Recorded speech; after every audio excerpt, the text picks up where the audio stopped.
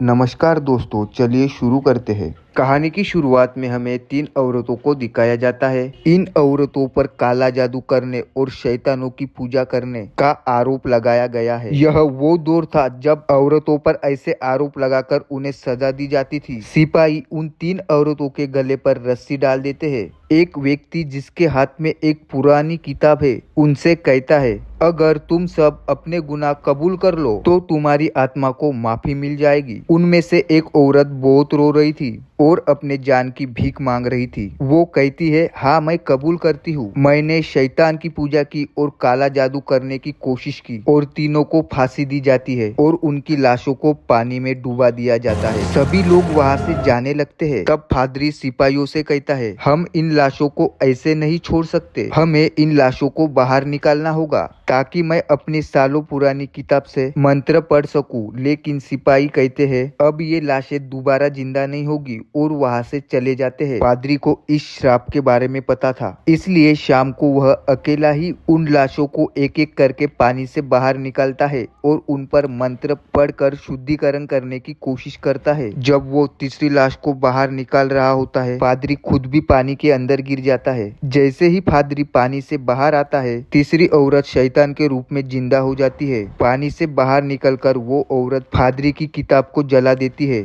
इसके बाद scene shift होता है सन 144 में। अब हमें दिखाया जाता है कि ईसाई धर्म पूरी दुनिया में फैल रहा है और इसके साथ ही बड़ी बड़ी लड़ाइयाँ हो रही है। इन लड़ाइयों में 2 ईसाई योद्धा भी शामिल थे। उनमें से एक का नाम था बहमान और दूसरे का नाम था फेल्सन। ये दोनों बहुत ही ज्यादा ताकतवर योद्धा थे और कई सालों तक धर्म के नाम पर युद्ध करते रहे। इन्होंने कई लड़ाइयाँ लड़ी थी और आज तक कभी हार नहीं मानी थी। सन 144 में मारना की जंग के दौरान यह लोग एक शहर पर हमला करते हैं और उस शहर को जीतकर अपने कब्जे में ले लेते हैं। लेकिन इस दौरान बहमान देखता है कि वहाँ बच्चे और औरतों की जान खतरे में है। बहमान की तलवार से गलती से एक मासूम लड़की की जान चली जाती है और बहमान अपनी लड़ाई वही रोक देता है और कहता है, मैंने ईश्वर के लिए लड़ने की शपथ ली थी, बच्चे और मासूमों की हत्या करने के लिए नहीं। ग्रैंड मास्टर गुस्से से जवाब देता है, तुम वही करोगे जो चर्च की मर्जी होगी। तुम सिर्फ एक मामूली सिपाही हो, ईश्वर की आवाज मेरे कानों में गूंजती है। इस पर बहमान गुस्से से कहता है, शायद वह ईश्वर की आवाज नहीं है जो आपके कानों में गूंज रही है। बहमान और फेल्सन चर्च छोड़ने का फैसला कर देते हैं। ग्रैंड मास्टर उन्हें धमकी देता है कि तुम दोनों यहाँ से नहीं जा सकते, तुम्हें अपना वादा पूरा करना होगा। लेकिन कोई भी सिपाही उन्हें रोक नहीं सका और वो बागी बन गए क्योंकि उन्होंने चर्च के नियम तोड़ दिए थे। कुछ दिनों तक इधर उधर घर की तलाश में घूमने के बाद कुछ दिनों बाद उन्हें एक घर मिलता है।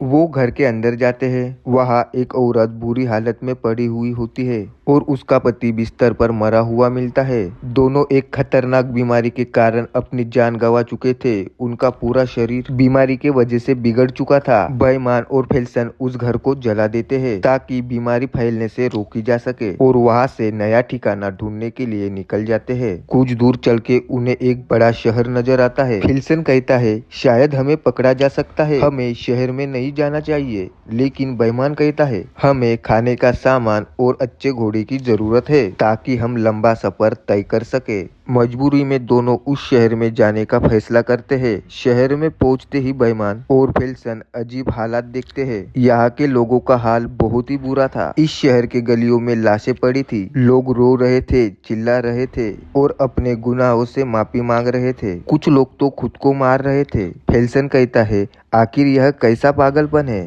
तभी पास ही खड़ा एक आदमी उसकी बात सुन लेता है और जवाब देता है, यह एक महामारी है, एक ऐसी बीमारी जिसका कोई इलाज नहीं है। यह बीमारी पिछले 3 साल से यह फैली हुई है। इस बीमारी के वजह से लोग लगातार मर रहे हैं। उस आदमी का नाम इकबाल था। वह दोनों से पूछता है, आखिर तुम लोग कौन हो। बहमान जवाब देता है, हम मुसाफिर हैं और हमें इस बारे में कुछ भी नहीं पता। बहमान और फेल्सन सफर के लिए घोड़ा खरीदने लगते हैं तो वहाँ एक आदमी बहमान की तलवार देखता है। जैसे ही ये बात फैलती है, शहर के सिपाहियों को खबर मिल जाती है कि ये दोनों असल में नाइट से और जंग से भागे हुए सिपाही है। सिपाही इन दोनों को पकड़ने आते हैं। बहमान और फेल्सन उनसे लड़ते हैं, लेकिन आखिरकार ये दोनों हार मान लेते हैं। उन्हें कार्डिनल के पास लाया जाता है। कार्डिनल भी इस बीमारी का शिकार हो चुका था।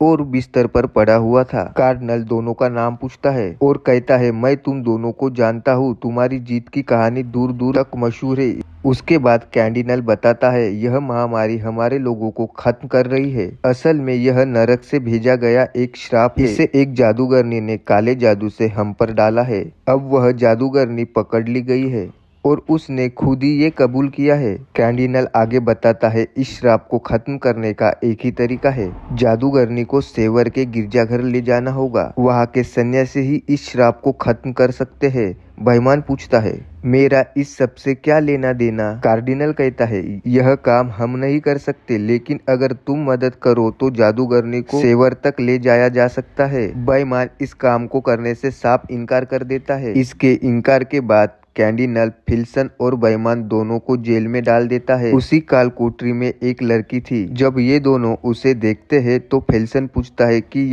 क्या यही वह चुड़ैल है? बेईमान जवाब देता है, यह तो बिल्कुल वैसी नहीं लगती। रात को बेईमान एक बुरा सपना देखता है जिसमें वो एक मासूम औरत की जान ले रहा था। जब वो आंखें खोलता है तो देखता है कि वह लड़की जो रो रही थी उसकी कमर पर जख्म के निशान थे, जैसे उसे किसी ने बहुत मारा हो। यह देखकर बेईमान का इरादा बदल जाता है। वह चर्च के लिए नहीं बल्कि उस लड़की के लिए इस मिशन पर जाने का फैसला करता है ताकि वह उसकी जान बचा सके। अगले दिन वह प्रीस्ट से मिलते हैं और कहते हैं, हम तुम्हारी मदद करेंगे, लेकिन इस लड़की के साथ इंसाफ होगा और हम पर जो भी इल्जाम लगे हैं उन्हें हटाना होगा। इस यात्रा में उनके साथ एक नामी सैनिक भी शामिल हो जाता है और पादरी भी, और वो जंगलों और पहाड़ों से होते हुए सफर को शुरू करते हैं। लेकिन रास्ते में कई डरावनी घटना होती है। लड़की के पिंजरे के पास अजीब आवाज आती है, हागमर अचानक गायब हो जाता है और अगले दिन उसकी लाश मिलती है। धीरे धीरे बेईमान और फिल्सन को यकीन होने लगा है कि इस लड़की में कुछ तो अजीब है। जब वे मठ के करीब पहुंचते हैं